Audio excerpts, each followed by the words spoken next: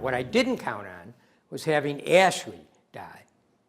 When I wrote the book in the first place, Ashley was right by Joe's side, and right through the whole thing, because that's been my frame of reference. But then I thought about, no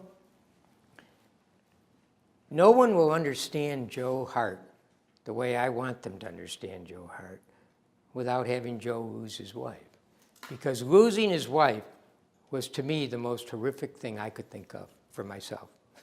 I just couldn't imagine it.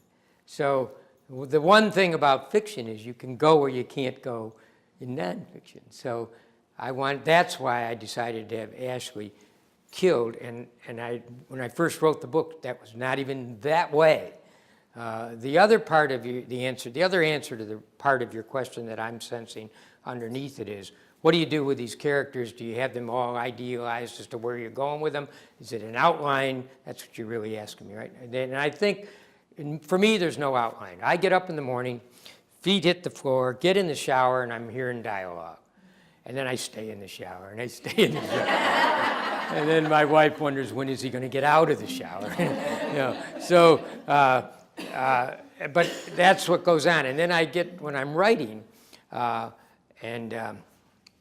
and I sit down with somebody as good as Debbie is, to be able to really stay with me. And I can't type well to begin with, and I've tried it longhand, and it doesn't work. So the only way I can write is to dictate, because I have to tell the story.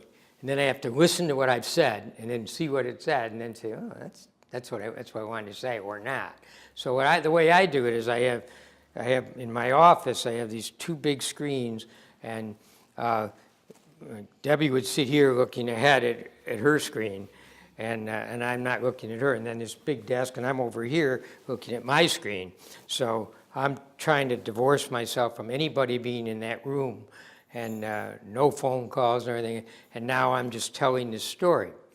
And I remember when I wrote The Collectibles, and I got to the last chapter, and I'm trying to dictate it, but tears are getting in my eyes, and I'm getting choked up, and I'm not doing very well. And I finally looked down, and I realized that there hasn't been any typing on the screen for 10 minutes. So I look over at my secretary, and she said, just leave me alone, leave me alone. It's just, that's the perils of dictation.